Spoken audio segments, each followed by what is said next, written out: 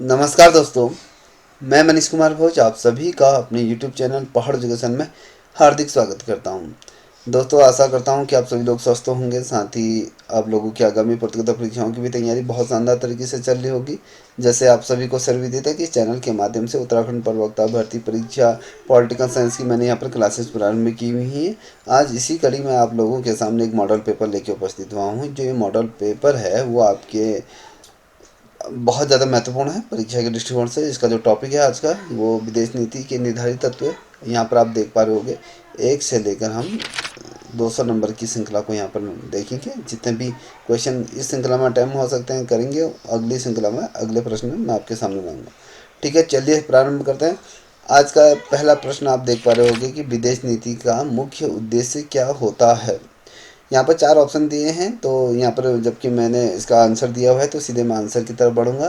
ठीक है, अंतर्राष्ट्रीय संबंधों का निर्धारण करना होता है। ठीक है, विदेश नीति का जो मुख्य संबंध होता है वो किस चीज़ से होता है, अंतर्राष्ट्रीय संबंध का निर्धारण करना होता है। देखिए, यहाँ पर व्याख्या भी दी है मैंने। विदेश नीति का मुख्य उद्देश्य किसी देश के अन्य देशों के साथ संबंधों को निर्धारित करना और अपने राष्ट्र हितों की रक्षा करना क्या होता है, इसका मुख्य उद्देश्य होता है। इस चीज़ का मनन करें। देखिए दोस्तों, अगला प्रश्न है। दूसरा प्रश्न आप देख पा रहे हो कि भौगोलिक स्थिति किस प्रकार विदेश नीति को प्रभावित करती है। जो भौगोलिक स्थिति की अगर हम बात करें कि किसी भी देश की भौगोलिक परिस्थितियाँ उसके विदेश नीति पर भी कहीं ना कहीं प्रभाव डालती हैं। ठीक है, तो ये किस आधार पर करती है, यहाँ पर आप देख पा रहे हो कि यहाँ पर जैसे कि जलवायु और संसाधनों के आधार पर करती है।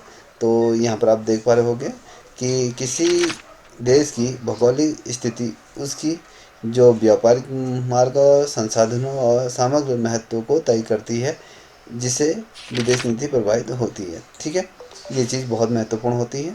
ठीक है, मैंने आप लोगों के सामने इसीलिए ये आंसर सहित इसलिए लाया हूँ। बहुत से बच्चों के कमेंट था कि मुझे पर्सनली फ़ोन आया कि तो सर आप जिस समय मॉडल पेपर सॉल्व करवाते हैं तो उसके आंसर अगर हमें सामने रख देंगे तो हमें लिखने में सुविधा होगी। तो आप लोगों के सहूलियत के हिसाब से चीज़ें की हैं। ठीक है, अब यहाँ पर आप देख पा रहे होगे, तीसरे नंबर का प्रश्न आप देख पा रहे होगे, भारत की विदेश नीति में हिमालय का महत्व किस कारण से है। देखिए, अगर हम हिमालय के महत्व की अगर बात करें विदेश नीति पर, तो कहीं ना कहीं अगर आप देखोगे सामाजिक सुरक्षा या कहें देश की सुरक्षा के लिए सर्वोपरि होता है। और यहाँ पर आप देख पाए हिमालय भारत और चीन के बीच प्राकृतिक सुरक्षा की दीवार का काम करते हैं, जो सामरिक दृष्टि से अगर हम देखें विदेश नीति का महत्वपूर्ण है। अगर यहाँ पर मान लीजिए अगर हिमालय पर्वत ना होता तो भारत की अधिक से अधिक जो फोर्सेस हैं तो इस क्षेत्र में लगानी पड़ती। कहीं ना कहीं भारत की विदेश नीति में भी कहीं ना कहीं उसका व्यापक असर देखने को मिलता है। और बेसिकली कहें तो बहुत राजस्व का भी कहीं ना कहीं जो सैनिकों की भी सबसे ज़्यादा होती है। तो ये विकट परिस्थितियों पर यहाँ पर चीज़ें होती हैं, तो इसलिए कहीं ना कहीं एक सुरक्षा वॉल के तौर पर हमारी ये हिमालय का क्या करता है, कहीं ना कहीं सुरक्षा करता है। दोनों देशों के बीच एक कहीं ना कहीं एक मजबूत पिलर या कहीं एक सुरक्षा बल जैसा चीज़ें खड़ी रहती हैं। ठीक है, अब यहाँ पर देखिए चौथे नंबर का प्रश्न है कि प्राकृतिक संसाधनों की परिचितता का विदेश नीति पर क्या प्रभाव पड़ता है। अब यहाँ पर देखिए, अगर हम प्राकृतिक संसाधनों की अगर किसी देश में बहुत ही मात्रा में प्रचुर मात्रा में अगर है तो उस पर उससे विदेश नीति पर क्या प्रभाव पड़ेगा। देखिए, इससे क्या होता है, देश को आत्मनिर्भर बनाती हैं। तो अगर हम बात करें परितर जो प्राकृतिक संसाधन को देश आत्मनिर्भर बनाने में और निर्यात के माध्यम से विदेश नीति को मजबूत करने में कहीं ना कहीं मदद मिलती है। अब इसका सबसे अच्छा उदाहरण मैं आपको दूं तो आपके सामने सऊदी अरब या कहें दुबई जैसा देश आपको देखने को मिलेगा। अगर मैं कहूँ दुबई की अगर बात करूँ तो दुबई अपने प्राकृतिक जो संसाधन है या कहें उसके जो प्राकृतिक तेल है या गैस है उसके लिए ये दुनिया भर में प्रसिद्ध है। क्योंकि दुबई में आप लोग देख पा रहे होंगे कि सोने की सारी चीज़ें, सोने की देखिए सोने की गाड़ी देखने को मिलती है। अगर वहाँ बड़े बड़े रेस्टोरेंट में होटलों में भी जो टॉयलेट सीट होती है वो भी सोने की बनी रहती है। तो वहाँ पर सोना इतना है और प्राकृतिक जो संसाधन कहें जिनकी परिचितता में है, तो कहीं ना कहीं एक ऐसे मरुस्थल क्षेत्र को एक पर्यटन हब बना दिया, विश्व का पर्यटन हब बना दिया। कहीं ना कहीं इस किसके बलबूते, सारे जो प्राकृतिक जो संसाधन है उसके बलबूते वो सारी चीज़ें करी, जिससे कि वहाँ की जो अर्थव्यवस्था है वो विश्व भर की सर्वाधिक उच्च श्रेणी वाली अर्थव्यवस्था के अंतर्गत वो आती है। तो कहीं ना कहीं सारे विश्व को कहीं ना कहीं फ्यूल सप्लाई कर रहा है। ठीक है, तो ये सबसे बड़ी बात है। तो देखिए आत्मनिर्भर कब बनेगा, यहाँ पर सभी जितने भी लोग हैं अनुमान सभी लोग क्या मिलीनियर हैं, क्योंकि ना पैसा है, सब कुछ है और जीवन बहुत अच्छा खासा है, सभी के पास रोज़गार है। अनुमान अगर देखें दुबई में अगर बात करें, सबसे ज़्यादा जो कामगार जो जाते हैं वो भारत से सर्वाधिक लोगों को वो क्या करता है, रोज़गार रद्द करता है। ठीक है, अब यहाँ पर आप देख पा रहे हो कि 5वें नंबर का प्रश्न है, खाड़ी देशों की विदेश नीति का मुख्य आधार क्या है। खाड़ी देशों की बात करें तो मुख्य मुख्य आधार क्या है। अब यहाँ पर देखिए खाड़ी देशों में जैसे तेल हो गया, गैस का निर्यात इससे किया जाता है। देखिए खाड़ी देशों की अर्थव्यवस्था और विदेश नीति मुख्य रूप से तेल और प्राकृतिक गैस जो निर्यात पर क्या है ये आधारित है। खाड़ी देश क्या करते हैं एक दूसरे से, जैसे कि मैंने आपसे कहा कि मुख्य रूप से जो तेल का व्यापार और प्राकृतिक गैसों का क्या करते हैं, आदान प्रदान करते हैं। ठीक है, अब 6 नंबर का प्रश्न आप देख पा रहे होंगे, यहाँ पर आप देख पा रहे हो 6 में, ऐतिहासिक और सांस्कृतिक समानता किन देशों के बीच संबंध मजबूत करती है। अगर देखिए हम कहते हैं कि ऐतिहासिक और सांस्कृतिक, ठीक है, यहाँ पर क्या करता है, समान परंपरा वाले देशों की अगर बात करें जैसे पाकिस्तान और भारत की अगर बात करें, तो कहीं ना कहीं इन दोनों देशों के बीच कहीं न कहीं ऐतिहासिक संबंध भी हैं, सांस्कृतिक संबंध भी हैं। चाहे हम नेपाल की बात करें या भूटान की बात करें या बांग्लादेश की बात करें या तिब्बत की बात करें, जितने भी हमारे पड़ोसी मुल्क हैं उनमें हमारे क्या होती हैं, तो समान संस्कृति और इतिहास वाले देशों के बीच आपसी जो विश्वास है, सहयोग बढ़ता है, और जो विदेश नीति के लिए सबसे महत्वपूर्ण माना जाता है। अगर विदेश नीति के लिए सबसे ज़्यादा क्या महत्व है, हम किसी देश के साथ अगर हम व्यापार करें तो वहाँ की संस्कृति को हम अडॉप्ट करेंगे और हमारे देश की संस्कृति को, इससे क्या होता है दोनों देशों के बीच कहीं ना कहीं आपसी जो संबंध होते हैं वो मजबूत होते हैं। और जिससे कि अगर कहें तो अगर हमें हमारे देश को अब इस चीज़ से सोचो ना कि अगर हमें देश को 2047 तक अगर हमें विकसित राष्ट्र में घोषित करना है, तो हमें अलग अलग देशों के साथ सांस्कृतिक और ऐतिहासिक संबंध स्थापित करने ही पड़ेंगे, इतना तय है। ठीक है, अब यहाँ पर देख पा रहे होगे नेपाल और भारत के संबंधों को मजबूती का मुख्य कारण क्या है। तो यहाँ पर क्या है, जैसे मैंने कहा कि सांस्कृतिक और धार्मिक समानता है, इस चीज़ को ध्यान रखें। भारत और नेपाल के बीच सांस्कृतिक और धार्मिक और भाषाई समानता है, और दोनों देशों के बीच अगर हम देखें विशेष संबंध हमें देखने को मिलते हैं। आपसी रोटी बेटी का संबंध भी क्या है, भारत और पाकिस्तान, भारत और नेपाल के बीच है। तो कहीं ना कहीं एक दूसरे की संस्कृति को हम अडॉप्ट करते हैं। ठीक है, 8वें नंबर का प्रश्न देख पा रहे हो कि राजनीति विचारधारा का विदेश नीति पर क्या प्रभाव पड़ता है, या देखिएगा। ठीक है, हम कहते हैं कि राजनीति विचारधारा कैसी होनी चाहिए, तो जो विदेश नीति होनी चाहिए वो विदेश संबंधों की दिशा तय करती है। देखिए अगर हमारे राजनीति विचार अच्छे हैं तो हमारी विदेश नीति भी बेहतर तरीके से चलेगी। जैसे कि अभी आप देख पा रहे हो, अभी हमारे और अमेरिका के बीच जो राजनीति विदेश नीति है वो बहुत बेहतर नहीं चली, क्योंकि ट्रम्प ने अगर 3% से आपकी फिर 25% करा, फिर 25% से 50% क्या कर दिया, आपके टैरिफ कर दिया। इससे क्या हुई, कहीं ना कहीं भारत की आर्थिक स्थिति इससे ख़राब हो रही है, और कहीं ना कहीं जो आपके जो रोज़गार वाले जो सेक्टर हैं तो वहाँ कहीं ना कहीं बहुत ज़्यादा नौकरियों से लोगों को हाथ धोना पड़ रहा है। अगर हम कहें टेक्सटाइल हो गया, आपके आपके कपड़ा उद्योग की बात करें या ज्वेलरी उद्योग की बात करें, तो इस सभी में बहुत इसका असर पड़ रहा है छोटे मोटे स्वरोजगारों पर। ठीक है, तो कहीं ना कहीं किसान और मछुआरों पर सर्वाधिक रूप में इसमें कहीं ना कहीं दिक्कत का सामना करना पड़ेगा। जब तक राजनीतिक विचारधारा हमारे एक दूसरे के समकक्ष नहीं होगी, पहले तो मोदी जी ट्रम्प कहते थे तो हमारे रिश्ते अच्छे थे, तो अब कहीं ना कहीं बीच में रिश्ते खराब हुए, तो उससे भारत को आर्थिक तौर पर भी विदेश नीति के तौर पर भी हम कहें तो कहीं ना कहीं अंतर्राष्ट्रीय स्तर पर भी कहीं ना कहीं उसको खामियाजा भुगतना पड़ रहा है। तो राजनीतिक प्रभाव की वजह से होता है। ठीक है, अब यहाँ पर आप देख पा रहे हो कि 9वें नंबर का प्रश्न देख पा रहे होंगे, शीत युद्ध के दौरान क्या होता है। अगर आप देखो शीत युद्ध के समय अमेरिका की विदेश नीति किस पर आधारित थी। ठीक है, अगर हम जिसमें शीत युद्ध की अगर बात करते हैं तो उसमें अमेरिका की विदेश नीति किस पर आधारित थी, तो अमेरिका की जो विदेश नीति पूंजीवाद पर थी। ठीक है, ठीक है। अब यहाँ पर आप देख पा रहे हैं कि अमेरिका ने शीत युद्ध के दौरान पूंजीवाद विचारधारा को बढ़ावा दिया और साम्यवाद का विरोध करा। देखिए, पूंजी को ही समर्थन दिया और साम्यवाद का हमेशा इसने क्या करा, विरोध करा। आपको मैं बता दूं, देखिए प्रथम और द्वितीय विश्व युद्ध जब हुआ था तो उसमें बहुत ढेर सारे लाखों की संख्या में क्या होता है, सैनिकों की मृत्यु हुई थी। और साथ ही उसके बाद जब शीत युद्ध कोल्ड वॉर आया तो कोल्ड वॉर में भी अगर आप देखोगे तो सबसे ज़्यादा जो मौतों का आंकड़ा हमारे सामने आता है वो सबसे ज़्यादा शीत युद्ध के दौरान ये चीज़ें देखने को मिलती, क्योंकि शीत युद्ध एक ऐसा युद्ध है कि इस कंडीशन में हमें लगता है कि दोनों देशों के बीच वॉर होके रहेगी, मगर हम जो अगर मैं कहूँ सीमाओं पर हथियार लेके सैनिक डटे रहते हैं, मगर लगता है कि किसी समय में भी गोली चल सकती है, मगर परिस्थितियाँ ऐसी नहीं होती, तो इसी को शीत युद्ध कहा जाता है। ठीक है। अब यहाँ पर आप देखिए, शीत युद्ध के समय सोवियत संघ की विदेश नीति का आधार क्या था। जैसे हमने कहा कि शीत युद्ध के दौरान अमेरिका की जो क्या थी, पूंजी विचारधारा को उसने बढ़ाया दिया। अब हम सोवियत संघ की अगर बात करें तो सोवियत संघ ने साम्यवादी विचारधारा पर आधारित विदेश नीति बनाई और इससे विश्व भर में फैलाने का कार्य करा। किसने, याद रखिएगा, क्योंकि जब शीत युद्ध हुआ था तो विश्व दो ध्रुवों में बढ़ गया था, क्योंकि दो महाशक्तियाँ उभर के समय से आई, एक तो आपकी अमेरिका थी और साथ ही एक के सोवियत संघ, ये उभर के आए। तो दोनों ध्रुवों पे जब ये बन के आए तो वर्चस्व की लड़ाई अगर हम कहें, ठीक है, वैश्विक विचारधारा की अगर हम कहें, कहीं ना कहीं संघर्ष था। तो छोटे छोटे देशों को अपने गुटों में शामिल करने की रणनीति होड़ लग गई थी। ठीक है। अब यहाँ पर आप देख पा रहे होंगे 11वें नंबर का प्रश्न, आर्थिक शक्ति का विदेश नीति में क्या महत्व है। ठीक है। हम आर्थिक शक्ति की अगर बात करें तो यहाँ पर आप देख पा रहे होंगे अंतर्राष्ट्रीय प्रभाव बढ़ता है। अंतर्राष्ट्रीय प्रभाव बढ़ता है कैसे, आर्थिक रूप से सशक्त देश अंतर्राष्ट्रीय स्तर पर अधिक प्रभावशाली होते हैं और अपनी विदेश नीति को अधिक आत्मविश्वास के साथ लागू। अगर देखिए, अगर विकासशील, हमारा देश क्या विकासशील देश है, और अगर अमेरिका की अगर बात करें तो वो विकसित राष्ट्र है।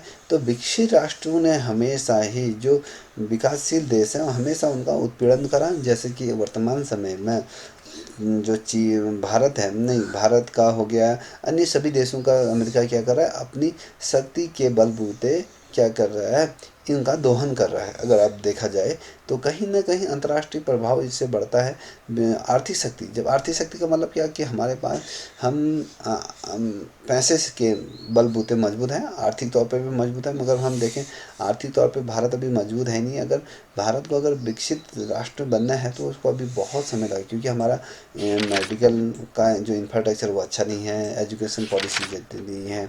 ठीक है। अगर हम कहें हमारे जो आईआईटी जैसे कि कहें, जो हमारे इंडस्ट्री के क्षेत्र में हम पीछे हैं, एरोस्पेस के क्षेत्र में हम पीछे हैं। तो अगर हम देखें तो हम हर क्षेत्र में अन्य देशों के मुकाबले हम क्या हैं, पिछड़े हुए हैं। जैसे मोदी जी का जो नारा है 2047 तक हम भारत को क्या करते हैं, विकसित राष्ट्र की श्रेणी में घोषित करेंगे, ये नहीं हो सकता। अभी ये अगर आप लेके चलोगे, अगर भारत सही तरीके से चला 2080 के बाद ही भारत विकसित राष्ट्र की श्रेणी में खड़ा हो सकता है, उससे पहले बिल्कुल भी नहीं हो सकता। क्योंकि जिस तरीके से भारत में अभी दरिद्रता है या कहें अशिक्षा का अभाव है, जो रोज़गार की कमी, एम्प्लॉयमेंट है, जनसंख्या वृद्धि बहुत ज़्यादा हो गया हमारा। ठीक है। तो बहुत ऐसे कारण हैं जिसकी वजह से हम विकसित राष्ट्र की श्रेणी में अभी भी नहीं आ सकते। हाँ, एक श्रेणी में हम निश्चित रूप में, हमने विश्व में सबसे ऊंचा नाम किया है, वो भी जनसंख्या के क्षेत्र में। यहाँ पर पैदावार इतनी हो रही है, जिस तरीके से फसल की पैदावार होती है वो इस तरीके से भारत में बच्चों की पैदावार सर्वाधिक रूप में हो रही है। ठीक है। यहाँ पर आप देख पा रहे हो कि 12 नंबर का प्रश्न है कि चीन की आक्रामक विदेश नीति का मुख्य कारण क्या है। ठीक है। विदेश नीति का मुख्य कारण क्या है, यहाँ पर आप देखें आर्थिक शक्ति और निर्यात क्षमता।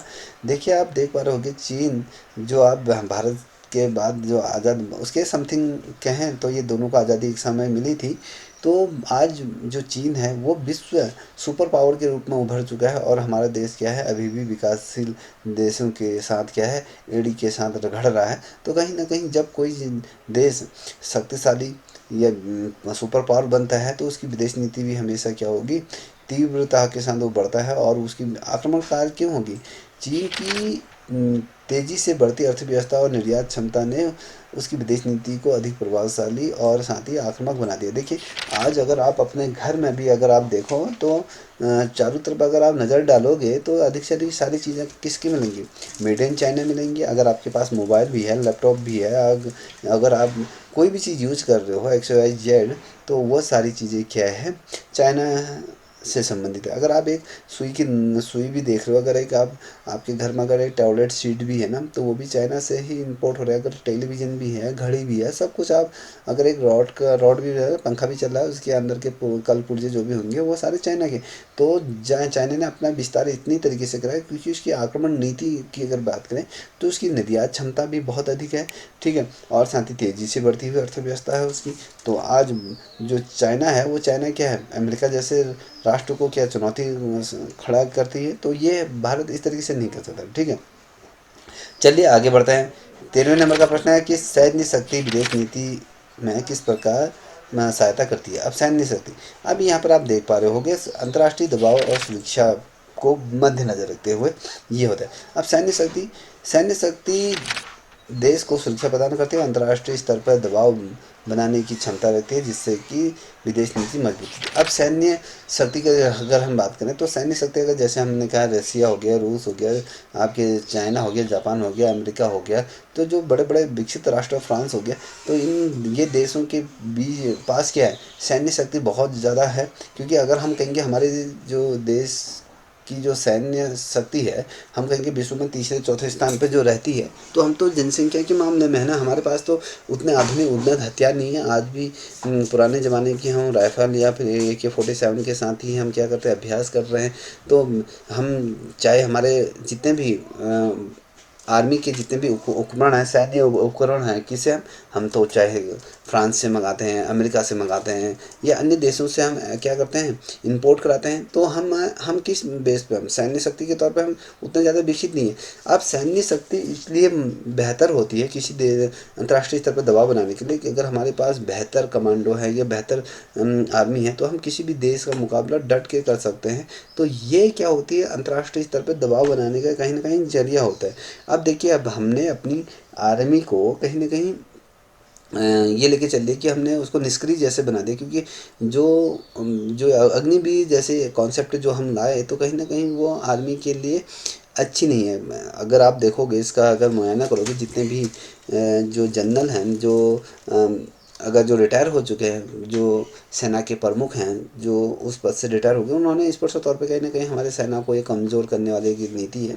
इससे क्या हुआ, 4 साल की नौकरी करके आ रहा है, तो इससे क्या है, हम कहीं ना कहीं आतंकवाद को भी ज़्यादा कहीं ना कहीं बढ़ावा दे सकते हैं। अगर 4 साल के बाद अगर कोई बच्चा अगर रिटायर होके आ जाता है, तो उसके बाद अगर रोज़गार नहीं होता, वो क्या करेगा, जैसे ISSI जैसे संगठनों में शामिल होकर, जहाँ से उसको सारी चीज़ें पैसे की भरपूर मात्रा में पैसे मिलेगा, और वो गोपनीयता क्या कर सकता है, अपने देश की लीकेज कर सकता है। कहीं ना कहीं बहुत इसके दुष्परिणाम हमें देखने को मिले। क्या ओवरऑल अगर हम देखें, सैन्य शक्ति से किसी भी देश को हम क्या करते हैं, नस्ता नाबूद करने की क्षमता रखते हैं, ठीक है। जैसे अभी भारत, और अगर भारत हमेशा किसके साथ अपने आप को कंपेयर करता है, पाकिस्तान जैसे हम देश से अपने आप को कंपेयर क्यों करें, हम करें चाइना के साथ करें, अमेरिका के साथ करें, ठीक है। तो ये अब यहाँ पर आप देख पा रहे हो कि 14 नंबर का प्रश्न है कि अमेरिका की विदेश नीति की मजबूती का एक कारण क्या है। अमेरिका की जो विदेश नीति है उसका मुख्य कारण क्या है जो इतनी मजबूत है, उसका क्या है, उन्नत सैन्य तकनीकी है। अमेरिका के पास आधुनिक सैन्य तकनीक और हथियार हैं, जिससे कि वो विश्व राजनीति में प्रभावी भूमिका निभाता है। अब देखिए, अमेरिका के पास ऐसे ऐसे हथियार हैं जिनकी हम कल्पना नहीं कर सकते। आज के डेट में अगर हम देखेंगे, हम कहेंगे यार भारत के पास तो बहुत ही आधुनिक हथियार हैं, खाक हथियार है। हमारा प्रधानमंत्री जो बोइंग 7 में जो 10,000 करोड़ रुपए के जो प्लेन में जो घूम रहा है, वो किसकी बलबूते, वो अमेरिका ही नहीं तो बना के भारत को दिया। अगर क्या भारत के पास अगर खुद का कोई एक एयरक्राफ्ट बनाने की वो क्षमता नहीं है, ठीक है, अगर वो उसके उपकरण भी आएंगे तो वो विदेशों से उसके उपकरण आएंगे। अब देखिए, अमेरिका के पास ऐसे जैविक हथियार हैं, ऐसे जो न्यूक्लियर हथियार हैं, जो हवा में इतने किलोमीटरों तक वार करते हैं, 1,000-2,000 किलोमीटर वार करने की क्षमता है, और साथ ही रडार सिस्टम उनका बहुत बेहतर है। कहीं ना कहीं जब हमारे पास आधुनिक हथियार होंगे, तब जाके हम क्या करते हैं, किसी भी विश्व की किसी भी रणनीति पर अपनी पृष्ठभूमि क्या कर सकते हैं, दबदबा बना सकते हैं। हमारा देश ब्रिटिशों से गुलाम क्यों हुआ? हमारा देश इसलिए हुआ क्योंकि गुलाम हमारे पास जो हथियार थे, हमारे पास भाला, लकड़ी, तलवार इत्यादि थे। ब्रिटिशों के पास क्या थे? आधुनिक हथियार थे। क्या है, अगर मान लीजिए मेरे पास अगर AK-47 हैं, आपके पास तलवार हैं, पत्थर हैं, ठीक है, और पुराने ज़माने के बंदूकें हैं, क्या आप मेरा मुकाबला कर सकते हैं? बिल्कुल नहीं। आप मुझे एक गोली मारने में मैं कई राउंड फायर करके आपके हज़ारों सैनिकों को मार सकता हूँ। तो कहीं न कहीं ये क्या है, वर्चस्व की जहाँ पर लड़ाई आ जाती है। अमेरिका अमेरिका इसलिए भी आज क्या है, सुपर पावर क्यों बना है, सभी देशों को क्यों डांट देता है। अब भारत और पाकिस्तान के बीच जब अभी जो ऑपरेशन सिंदूर हुआ था, तो ट्रंप ने तो उसमें हस्तक्षेप करके उसको सीज फायर करा दिया। किसी इतनी पावर वो रखता है, ठीक है। तो ये तमाम चीज़ें समझने का प्रयत्न करिए। अब देखिए 15 नंबर का प्रश्न है, राष्ट्रीय नेतृत्व का विदेश नीति पर प्रभाव किस पर आधारित है? ठीक है, याद रखिएगा। अब ये देखिए, हम कहते हैं कि नेता की सोच व्यक्ति और कूटनीति कौशलता पर होती है, ठीक है। अब ये क्या होता है, विदेश नीति की दिशा अक्सर नेता की सोच और निर्णय क्षमता और अंतर्राष्ट्रीय स्तर पर कूटनीति कौशल पर निर्भर करता है। अब इसका सबसे अच्छा उदाहरण आपको, अगर आपने जो करंट अफेयर से रिलेटेड है या फिर आप राजनीति में अगर रुचि रखते हैं, आपने देखा होगा 2 महीने पहले जिस समय जेलेंस्की, ठीक है, जेलेंस्की जो प्रधानमंत्री हैं यूक्रेन के, जब वो अमेरिका के राष्ट्रपति डोनाल्ड ट्रंप से जब व्हाइट हाउस में मिले, तो किस तरीके से जब डोनाल्ड ट्रंप ने उसे डांटा था, या कहें किस तरीके से उसे युद्ध रोकने के लिए बात करी थी, तो जेलेंस्की ने किस तरीके से अपनी सूझबूझ का परिचय देते हुए सारी चीज़ों का उत्तर किस तरीके से दिया, एक विकसित राष्ट्र के जो राजनेता को भी उसने किस तरीके से जवाब दिया और हड़का दिया। तो ये क्या होती है, ये किसी नेता की सोच होती है, उसका विजन होता है, और उसका व्यक्तित्व कैसा, उसकी कूटनीति, उसकी जो कूटनीति होती है ना, वो किस तरीके से, विदेशी कूटनीति किस प्रकार। हमारे प्रधानमंत्री मोदी जी जिस समय अगर आप देखोगे कहीं ऐसे बार वैश्विक स्तर पर मंच पर हमारे जो प्रधानमंत्री हैं, तो वो कई बार उनको बेइज्जती का भी सामना करना पड़ा। जैसे कि आपने देखा होगा जिस समय अमेरिका के जो प्रेसिडेंट थे पूर्व में, ठीक है, तो उस समय अगर आप देखोगे, उनका नाम अभी याद नहीं आ रहा है, ठीक है, तो उसमें जिसमें कहीं पर चेस कर रहे थे, कहीं पर कोई वाइन जैसा कुछ पी रहे थे, तो वहाँ पर कुछ ऐसी बात आई थी, तो हमारे प्रधानमंत्री को समझ में नहीं आया, तो बस हंसने शुरू कर दिया था। तो कहीं ना कहीं हमारी क्या होता है, नेता की सोच क्या होती है, नेता का विजन क्या होता है। किसी भी नेता की अगर हम विजन की बात करते हैं, वो उसकी जो विजन होता है कि राष्ट्र को सशक्त करना और सारी चीज़ें उसमें प्रभावशाली होता है, तो ये कूटनीति होती है। हमारे देश की नेताओं का तो हाल बुरा है। अगर आपने इसी महीने आपने देखा होगा संसद पर बेरोजगारों के प्रति तो कोई नीतियाँ नहीं बनती हैं।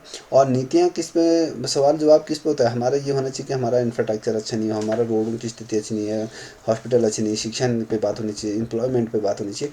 मगर आपने देखा होगा रवि किशन किस पे, संसद पे कौन सा प्रश्न उठा रहा है कि भारत में समोसे का आकार एक जैसा होना चाहिए, कहीं छोटा है, कहीं बड़ा है, कहीं लंबा है, कहीं तिकोना है।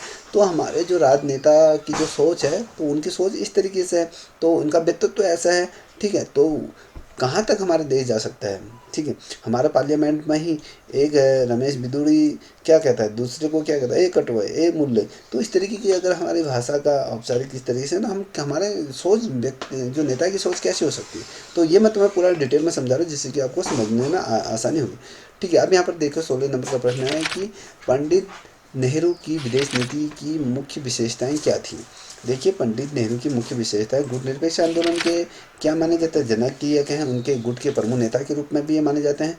तो पंडित जो जवाहरलाल नेहरू ने शीत युद्ध काल में गुट निरपेक्ष नीति अपनाई, और जिससे कि भारत किसी भी शक्ति गुट में शामिल नहीं हुआ। अब देखिए, कुछ जैसे हमें कहें घाना जैसे देश हो गया, या फिर अलग अलग जितने भी देश हैं, 5-6 पंचशील सिद्धांत जो हम कहते हैं कि 5 देशों का मिला हुआ गुट है, जिसमें क्या होता है, हमारे देश ने भी जब जो विश्व दो ध्रुवों में बटा था, एक तो सोवियत संघ की तरफ बटा था, एक तो क्या था अमेरिका के बीच बटा था। दोनों में क्या होड़ लगी थी कि अपने वर्चस्व की लड़ाई को ले।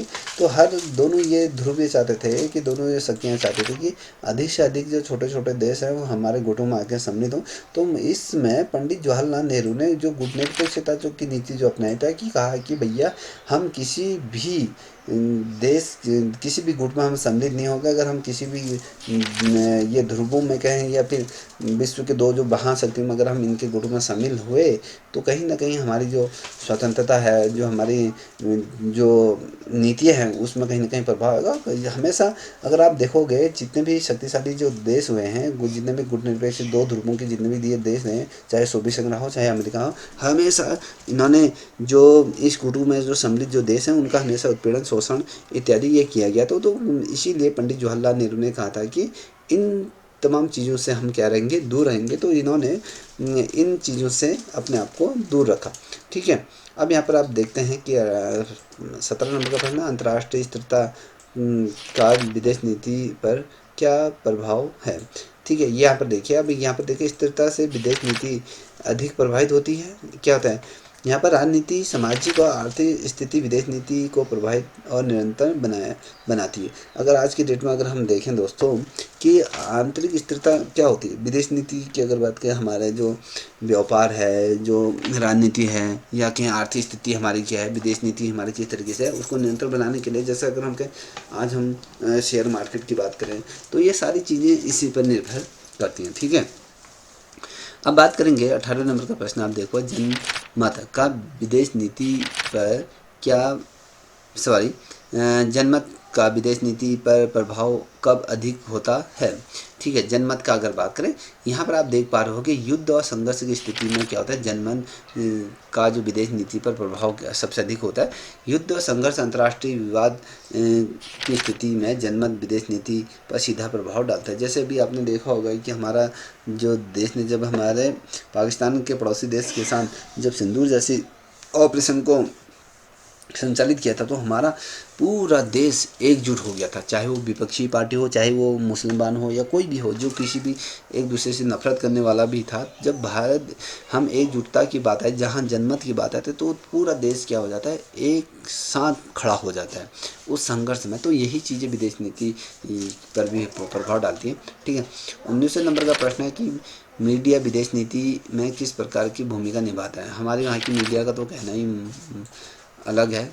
ठीक है, जब सिंदूर ऑपरेशन सिंदूर हुआ था तो हमारी मीडिया ने तो कह दिया था कि भारतीय सेना ने रावलपिंडी में है डेरा डाल दिया है, तमाम चीज़ें। तो हमारी मीडिया तो कहीं ना कहीं अगर आप देखोगे विश्व की अगर मीडिया की अगर हम बात करें तो हमारी जो मीडिया है तो 157 या 98 नंबर पर क्या स्टैंड करती है। तो कहीं ना कहीं हमारी मीडिया की बुरे हाल है, जबकि हमारे देश का चौथे स्तंभ के रूप में कहते हैं हमारी मीडिया ही जो वास्तविक घटनाओं को नहीं परिदृश्य करती, कहीं ना कहीं सत्ता की चाटुकारिता में ज़्यादा लगी रहती है।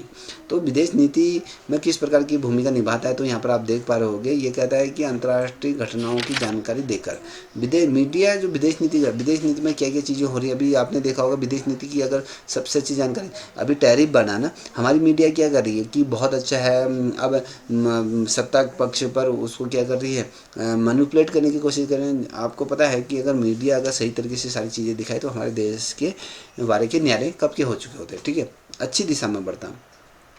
मीडिया अंतर्राष्ट्रीय घटनाओं और नीतियों और विवादों की जानकारी जनता और सरकार तक पहुंचाकर विदेश नीति को प्रभावित करती है। अगर हमारे जो वास्तव में जो विदेश नीतियां जो हो रही, क्या आपको पता है कि जब जितने भी बार प्रधानमंत्री अलग अलग देशों की यात्रा करते हैं तो उस समय क्या क्या चीज़ें हो रही, क्या क्या वास्तविक चीज़ें हो रही, क्या अगर वो चीज़ों को दर्शाते हैं, नहीं, उसको अधिक बढ़ा चढ़ाकर हमारे समक्ष रखा जाता है। ठीक है, तो ये सारी चीज़ें कब सही तरीके से जो हमारी मीडिया पाक साथ स्वतंत्र रूप में अपना कार्य करे। ठीक, अब यहाँ पर देखिए 20वें नंबर का, अंतर्राष्ट्रीय वातावरण का विदेश नीति पर प्रभाव किस कारण से होता है। ठीक है, किस कारण से होता है। अब देखिए यहाँ पर आप देखोगे वैश्विक शक्ति संतुलन और समझौते के तौर पर होता है। ठीक है, वैश्विक संतुलन संधियाँ अंतर्राष्ट्रीय संगठनों की गतिविधियाँ किसी देश की विदेश नीति को सीधे प्रभावित करती है। अब यहाँ पर क्या है, वैश्विक शक्तियों की अगर हम बात करें उसका संतुलन बनाना। वैश्विक मतलब सभी विश्व के जितने भी देश हैं उनके साथ संतुलन बनाकर आपने जो समझौते किए हैं, जैसे मान लीजिए हमने भूटान के साथ हमारे जल विद्युत परियोजनाएँ हैं, पाकिस्तान के साथ हमारे आर्थिक व्यापार हैं, या कहें पे जो उत्पादन व्यापार है, अलग अलग देशों के साथ हमारे क्या है, कोई ना कोई समझौते व्यापार हमने कोई ना कोई संधियाँ हमने करी हैं। तो ये गतिविधियाँ किसी भी देश की जो नीति है, विदेश नीति को, उसको प्रभावित करने में कहीं ना कहीं प्रभावशाली होता है। ठीक है, अगर आप लोगों को ये वीडियो आपकी परीक्षा के दृष्टिकोण से अच्छी लग रही हो तो आपसे रिक्वेस्ट करूंगा इस चैनल को भी आप सब्सक्राइब करें। अगर आपको किसी भी प्रकार की कोई भी जानकारी या इससे संबंधित अगर PDF आपको चाहिए तो आप कमेंट कर सकते हो, आप मेरे से सीधे डायरेक्ट बात भी कर सकते हैं, तो मैं आपको उपलब्ध करा दूँगा। ठीक है, चलिए बढ़ते हैं 21वें नंबर की किस प्रश्न की तरफ। शीत युद्ध के दौरान भारत ने किस नीति को अपनाया? ठीक है, आप सभी को पता है भारत ने गुटनिरपेक्षता आंदोलन जो था इसको नीति अपनाया था। भारत ने किसी भी शक्ति गुट में शामिल न होकर गुटनिरपेक्षता को अपनाया। क्या इसमें सबसे ज़्यादा अगर कहें भूमिका जो रही प्रधानमंत्री जवाहरलाल नेहरू की रही। ठीक है, याद रखिएगा। अब यहाँ पर 22वें नंबर का वैज्ञानिक और तकनीकी प्रगति का विदेश नीति पर क्या असर होता है?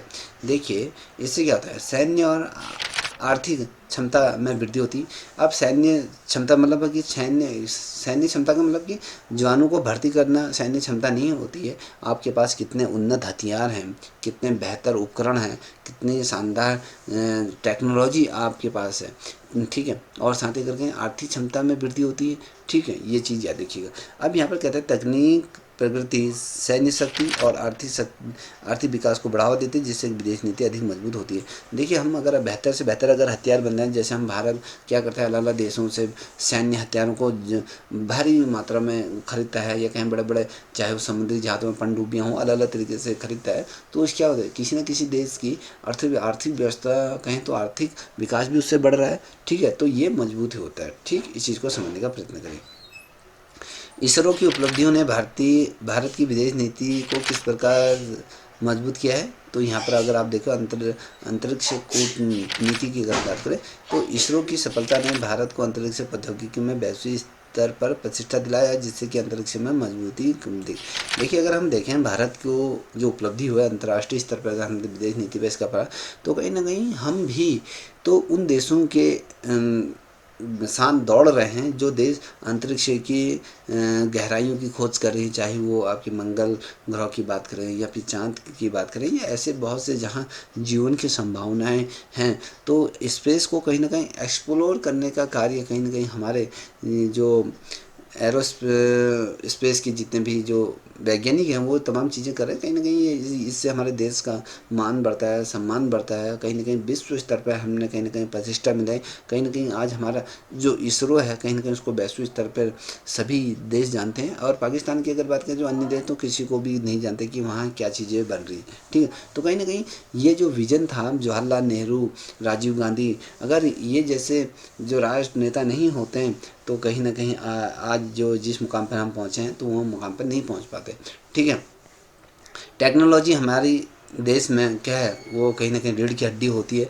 देखिए आज एक चीज़ बोलना चाहूँगा, इसको बुरा मत मानिए, आज हमारे स्कूलों में आप देख पा रहे होंगे हम क्या करते हैं, जैसे आपने देखा होगा एक रील बहुत ज़्यादा वायरल होती, आज की रात वाले हैं ना, जैसे गाने में बच्चे डांस करते हैं, और वहीं दूसरी तरफ चीन के बच्चे क्या करते हैं, अलग अलग कोडिंग सीख रहे हैं, AI जैसी चीज़ें सीख रहे हैं। ठीक है, और तमाम चीज़ें कंप्यूटर से रिलेटेड चीज़ें कर रहे हैं, और हम किस तरीके से हमारी शिक्षा व्यवस्था ये भी आप देख पा रहे होंगे, इसमें कहने वाली कोई दो राय नहीं। हमारे यहाँ पेपर होता है और सालों सालों तक उसका रिजल्ट नहीं आता है, या पेपर लीक हो जाता है, या फिर पेपरों में ऐसे प्रश्न दिए जाते हैं जो आउट ऑफ सिलेबस चले जाते हैं। तो कहीं ना कहीं वो हम अब क्या कह सकता हूँ, आप इतना समझदार हो, आप लोग भी इसके भुक्तभोगी होंगे। ठीक है, अब यहाँ पर 24वें नंबर का प्रश्न देख पा रहे हो कि वैश्वीकरण का विदेश नीति पर क्या प्रभाव पड़ता है, ये देखिए ये क्या होता है, इससे क्या होता है दोनों देशों के आपसी संबंधों पर क्या होता है, ये बढ़ते हैं। इससे वैश्वीकरण की अगर बात करें देशों के बीच व्यापार, निवेश और तकनीकी आदान प्रदान बढ़ता है, विदेश नीति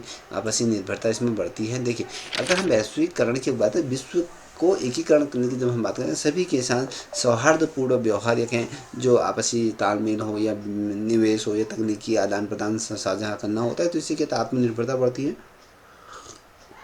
इस चीज़ को ध्यान में रखिएगा, ठीक है। अब बात करेंगे अगले प्रश्न की तरफ, 25वें नंबर की तरफ बढ़ रहे हैं। यूरोपीय संघ की विदेश नीति का मुख्य आधार क्या है। अगर मुख्य आधार के कहें तो आप यहाँ पर देख पाओगे व्यापारी एकीकरण है। तो यूरोपीय संघ का मुख्य उद्देश्य सदस्य देशों के बीच क्या है, जो आर्थिक और व्यापारी एकीकरण को मजबूत करना है, ठीक है। जितने भी जो यूरोपीय संघ के जो सदस्यीय देश हैं ना, उनके साथ बेहतर क्या है व्यापार संबंध है या आर्थिक संबंध स्थापित करना। ये कह रहा है 26वां कौन सा तत्व विदेश नीति को त्वरित रूप से प्रभावित कर सकता है।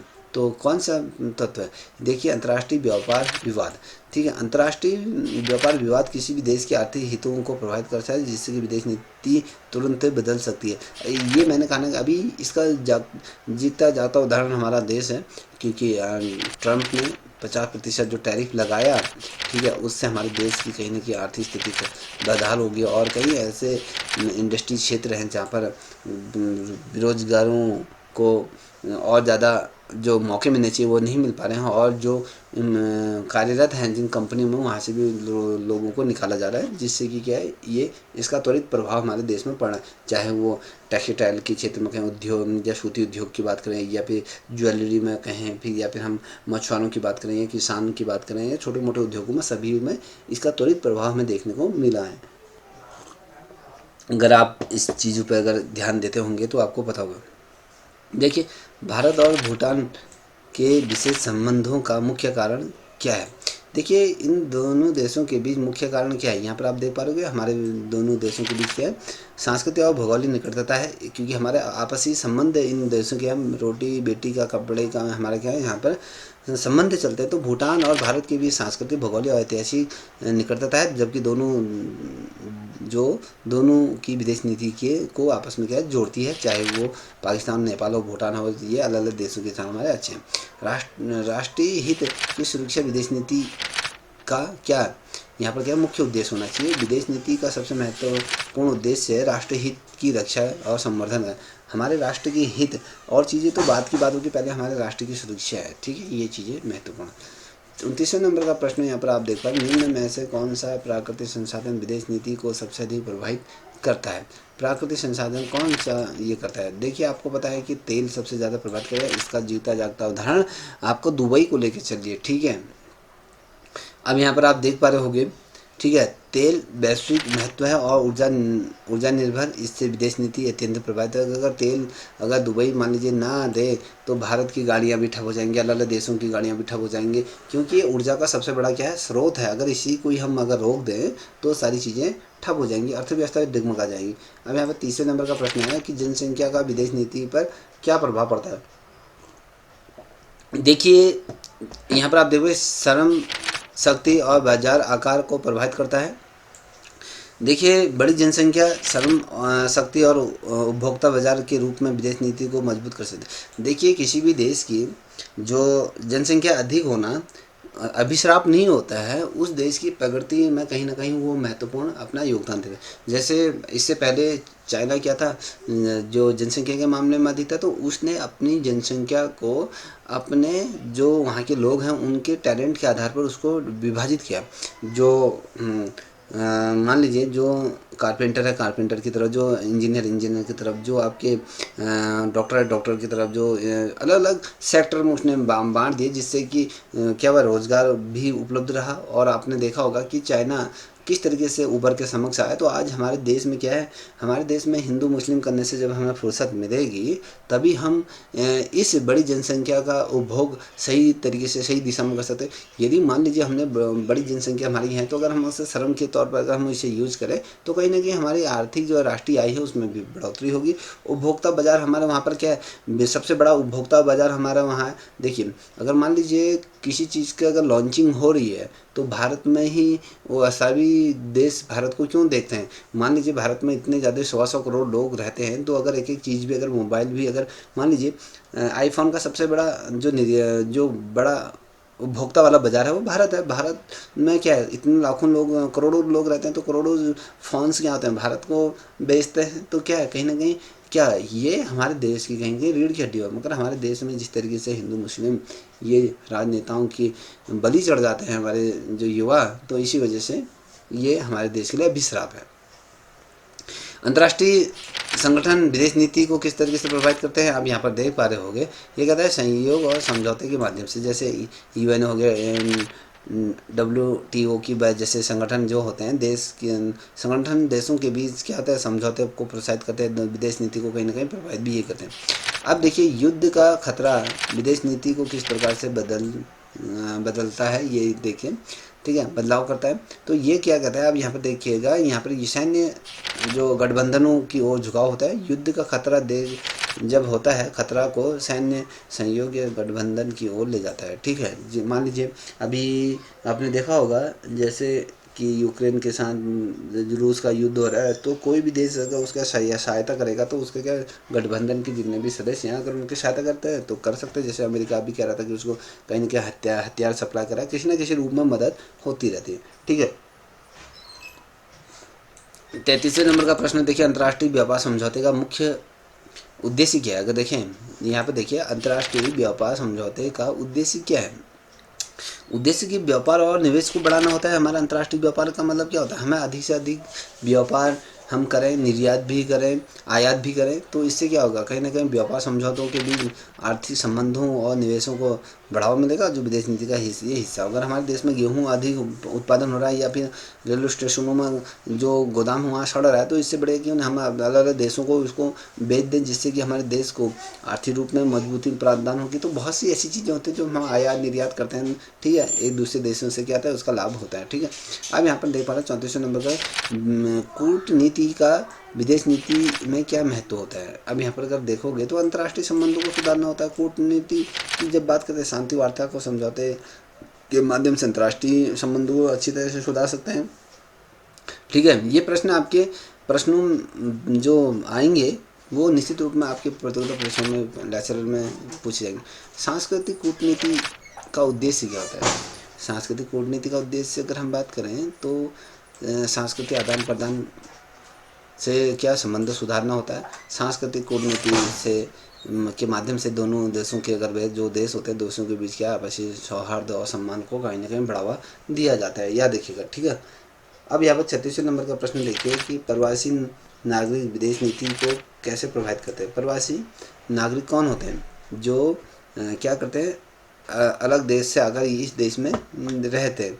यहाँ पर क्या है, निवेश, व्यापार और राजनीति लॉबी से। प्रवासी नागरिक विदेश नीति जब हम कहते हैं तो प्रवासी नागरिक विदेश, निवेश, व्यापार और राजनीति लॉबी के माध्यम से अपने देश की विदेश नीति को प्रभावित करते हैं। तो इस चीज़ को याद रखिएगा, ठीक है। अब 37वें नंबर का प्रश्न है, विदेश नीति में पर्यावरणीय मुद्दों का क्या महत्व क्यों बढ़ जाता है। आपको पता है जलवायु परिवर्तन संसाधन की सुरक्षा करना होता है, क्योंकि आप देख पा रहे हो जिस तरीके से पृथ्वी की दुर्दशा हो रही है, जलवायु परिवर्तन, प्रदूषण, संसाधन की कमी, अंतर्राष्ट्रीय सहयोग और विदेश नीति का नया केंद्र क्या है, ये आज हम देखते हैं ग्लोबल वार्मिंग जिस तरीके से हो रहा है। आने वाले कुछ दशकों बाद हमारे पृथ्वी में रहने लायक नहीं होंगे। जिस तरीके से आप देख पा रहे होंगे कितना ज़्यादा आज के डेट में टेम्परेचर हो जा रहा है, और बेवक्त मौसम में जिस तरीके से अचानक बदलाव होते हैं, कहीं ना कहीं प्रकृति का रौद्र रूप भी हमने देखा। चाहे वो थराली जैसे क्षेत्र में, केदारनाथ जैसे जगहों पर हमने देखा बादल फटना, जैसे आपने चाइना में भी देखा होगा। अभी वर्तमान समय में आज हाल फिलहाल में ही अगर देखें, रिसेंट में गए तो पंजाब जैसा जो राज्य है वो अभी त्राही इमाम हो रहा है, जो कि देश की सबसे ज़्यादा जो आर्थिक स्थिति जो मजबूत करता है, जो कहें खाद्यान्न जो प्रोवाइड कराता है, वो पंजाब जैसा राज्य कराता है। तो कहीं ना कहीं आज उसकी दुर्दशा हो रही है, किस वजह से, ग्लोबल वार्मिंग की वजह से, पर्यावरणीय मुद्दों की वजह से, ठीक है। यहाँ पर आप देख पा रहे हो 38वें नंबर का, ऊर्जा सुरक्षा विदेश नीति में क्यों महत्वपूर्ण है, ये याद देखिए। तो क्यों होता है, क्योंकि औद्योगिक और घरेलू जरूरतों की पूर्ति के लिए की जाती है, क्योंकि ऊर्जा आर्थिक विकास और राष्ट्रीय सुरक्षा के लिए आवश्यक है, इसीलिए विदेश नीति का ये अहम हिस्सा होता है। किसी भी देश की प्रगति या कहें अगर टेक्नोलॉजी के क्षेत्र में आगे बढ़ रहा है, तो ऊर्जा का सबसे बड़ा क्या है, महत्वपूर्ण योगदान होता है। अब 39 नंबर का प्रश्न देखिए, अंतर्राष्ट्रीय प्रतिबंध विदेश नीति में क्या भूमिका निभाते हैं। दबाव और नियंत्रण का साधन बनते हैं। प्रतिबंध किसी भी देश में दबाव डालने और उसकी नीति बदलने का साधन होता है। जैसे अमेरिका वाला है, मैंने आपको बता दिया। आतंकवाद का विदेश नीति पर क्या प्रभाव पड़ता है? सुरक्षा समझौते संगठन को बढ़ावा देता है, क्योंकि आतंकवाद से निपटने के लिए देश सुरक्षा सहयोग अंतर्राष्ट्रीय संबंधों की ओर झुकाव भी होता है, आपको पता होगा। ठीक है, अब यहाँ पर देखिए 40वें नंबर का प्रश्न। तो इस श्रृंखला में हम 50 नंबरों की श्रृंखला देखेंगे, क्योंकि श्रृंखला लंबी हो जाती है, तो इस वजह से आपको 50 नंबर की श्रृंखला लेंगे। इसको 4 श्रृंखलाओं में हम इसको विभाजित करेंगे। ठीक है, अब यहाँ पर समुद्री मार्ग का नियंत्रण विदेश नीति पर क्यों महत्वपूर्ण? आज की डेट में अगर देखें, जो सबसे ज़्यादा व्यापार होता है समुद्र के मार्ग से ही होता है। ठीक है, व्यापार का समग्र महत्व क्या कारण होता है? समुद्री मार्ग व्यापार और रक्षा दोनों के लिए महत्वपूर्ण है, इसलिए विदेश नीति ये अहम होती है, याद रखें। अब 42 नंबर का विज्ञान और प्रौद्योगिकी में सहयोग किस प्रकार विदेश नीति को प्रभावित करता है? तो यहाँ पर आप देख पा रहे होंगे, क्योंकि ये कहता है कि आपसी विश्वास और विश्वास को क्या तो प्रोत्साहित करता है। तो याद रखिए, तकनीकी सहयोग देशों के बीच क्या होता है, विश्वास और विकास को कहीं ना कहीं बढ़ावा देता है, जो विदेश नीति के लिए क्या है, बहुत ज़्यादा महत्वपूर्ण होती है, याद रखिएगा दोस्तों। ठीक है, अगर आपको ये वीडियो अच्छी लग रही तो आप थोड़ा लाइक तो कर ही सकते हैं। ठीक है, आर्थिक जो प्रतिबंधों का उद्देश्य क्या है? तो किसी देश पर दबाव डालना है। आर्थिक प्रतिबंध मुख्य उद्देश्य अगर देखें, लक्ष्य देश की नीति को बदलने और आर्थिक दबाव डालने, जैसे अमेरिका ने अभी भारत पर डाला हुआ है। ठीक है, यहाँ पर देख पा रहे होंगे 44वें नंबर का अंतर्राष्ट्रीय न्यायालय का विदेश नीति में क्या योगदान है? ये कह रहा है कानूनी विवादों का समाधान करता है, क्योंकि अंतर्राष्ट्रीय न्यायालय देश के बीच कानूनी जो विवाद होता है उसको शांत करने का ये एक महत्वपूर्ण साधन होता है। अंतर्राष्ट्रीय संधि का उद्देश्य क्या होता है? आपसी जो सहयोग और समझौते की बात करते हैं, दोनों देशों के बीच किस तरह से समझौता औपचारिक रूप देता है।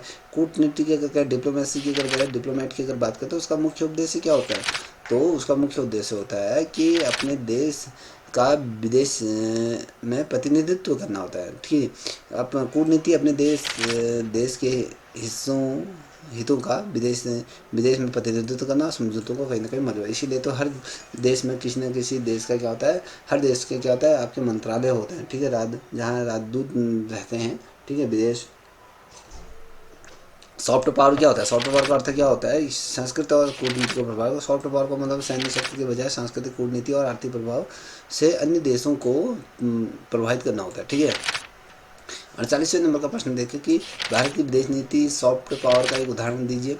तो ये इसका बॉलीवुड और योग का प्रचार करना। भारत योग, बॉलीवुड और सांस्कृतिक विरासत के प्रचार में सॉफ्ट पावर का उपयोग करता है।